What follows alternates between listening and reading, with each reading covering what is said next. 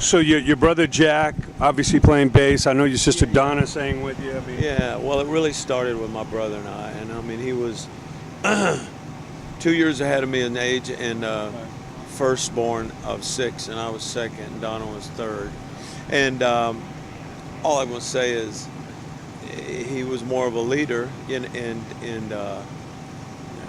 helping organize this band in the beginnings of Wet Willie, the 5 of us in Mobile, Alabama. And we reached a point where we said, this is as far as we can go in Mobile, Alabama. This is a small little town, especially back then. And there's not much going to happen in this town. Let's see what else is happening in the world. We looked around, and there was plenty going on in Muscle Shoals and plenty going on in New Orleans. And you know, you say it, you know, there's a lot of music towns, but for some reason, Macon, Georgia came up on the radar when we heard that first Allman Brothers album. And we decided, you know what, that makes a lot of sense. We love this music. They were really forging a new sound and a combination of blues and rock and improvisation and just really, really different. And Greg's vocals were just so amazing to me. So we got our mindset and our heart set on it, and we reached out through some connections and managed to organize and arrange a trip to Macon and a live audition for Phil Walden and the heads of the label. And we did that in summer of 1970, and we're immediately signed to the label, being the second band signed to Capricorn. Wow. And the second band signed to Capricorn with 2 brothers in it. And pretty soon, by the fall, we're in the studio recording our first album. And Dwayne was there, and Barry Oakley, and that was the days with the original band. It was a long 10-year good run of 10 or so albums, 1 per year, and we got to work along the way with some great producers, and the best was Tom Dowd.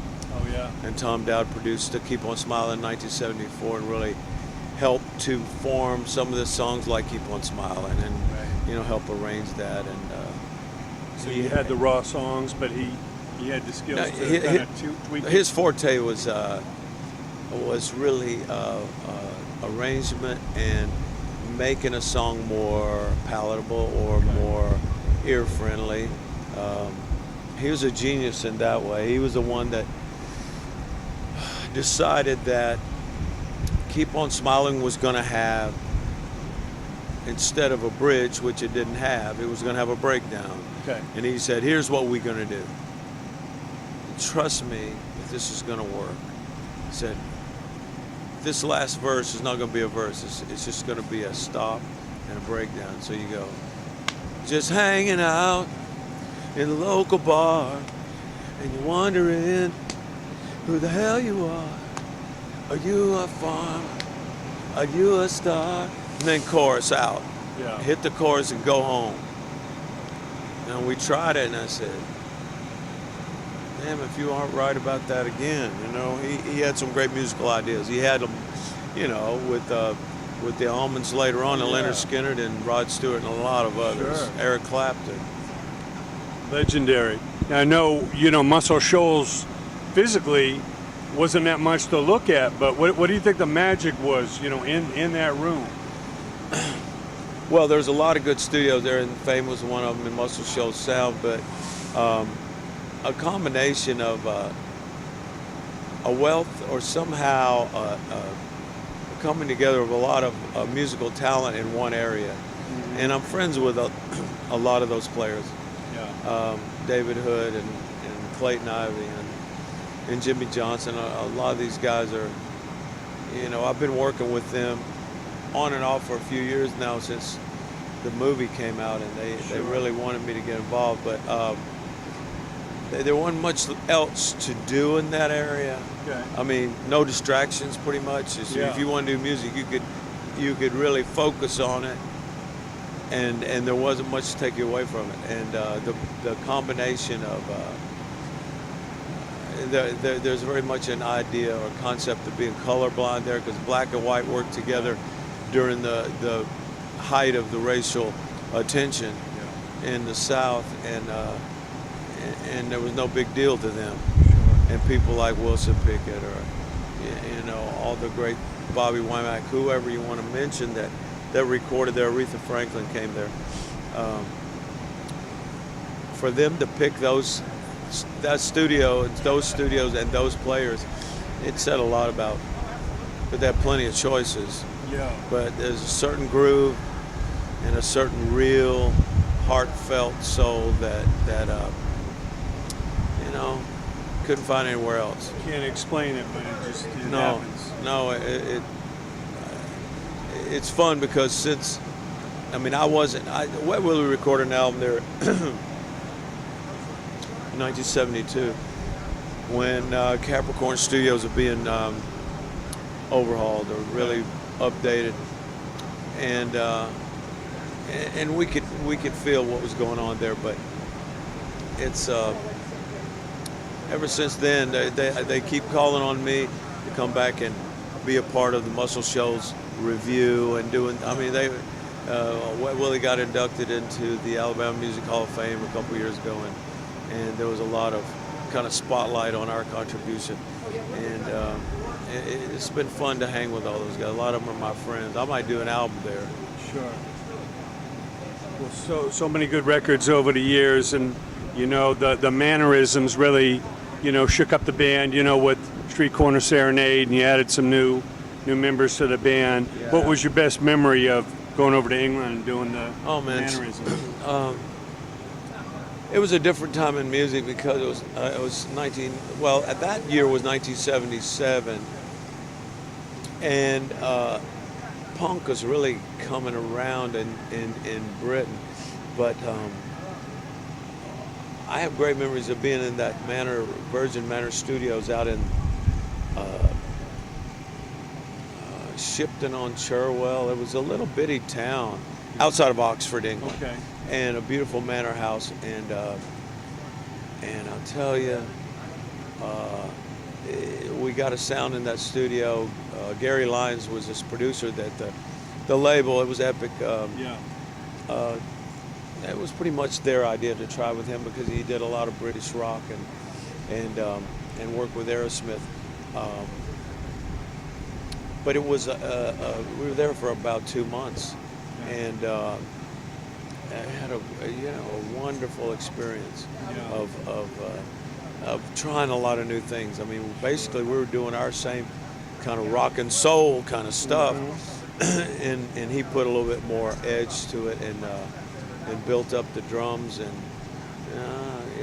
Street Corner Serenade was a real highlight of it. Yeah. That One Track Mind, I think. Is that song, about growing up and singing on the street corner, or what? What's the story behind that song? There's a guy that was in our band at the time named Michael Duke, and Michael's a great songwriter. He's from Tuscaloosa and did a lot of work at Muscle Shoals. And he co-wrote that song. I helped him, and there wasn't as much doo-wop in the South. Mm-hmm. Doo-wop comes from New Jersey, Brooklyn. Yeah. As far as the history of it, there's a lot of gospel music. It was a cappella, and a lot of singing in little groups and stuff, but not as much on the street corner. So this was fictitious in a certain way, but it was a great vehicle for our band to show off our harmonies, and that was one big thing about it. I'm going to tell you the truth right now is that I can't talk a whole lot before I got to do a show in an hour, and my doctor tells me to rest those chords. We're just going to wrap it up by talking about Jeff. The Flash album, mixing Nile Rodgers, Jeff Beck, Arthur Baker, and Jimmy Hall. What a combination. Well, it was an amazing combination, and it was at the right time. Jeff and I got to work in '73 because Wet Willie opened up for Beck, Bogert, and Appleseed. Sure. For about 40 shows in the U.S. And that's when Jeff got to know me as a singer and know about my talent. And so that's when we got to, we sort of made a pact at that point, at the end of that tour. And Jeff said, won't you promise me one thing, let's shake on it, that you're going to do a record with me, and whenever we can, sooner the better. So that was 73, so 1984 is 11 years later when I got the call. And I flew to New York, and Niall was there, and the songs were recorded, and the keys were chosen. It wasn't anything that I could choose or go lower or higher. It was like, this is it, open your mouth, and let's see what happens. And what happened was magic. Yeah, You know, amazing. it was magic. And Ambitious became a big single and a MTV smash video.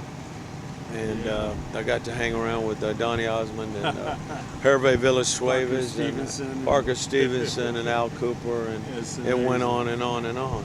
Yeah, I figured that was Al Cooper and they were Cheech Marin. Yeah, definitely the Al Cooper, acting like a Jewish something. Yeah. Now, what is it that makes you and Jeff such a potent combination? For number one, it's a friendship. And when it's built on that,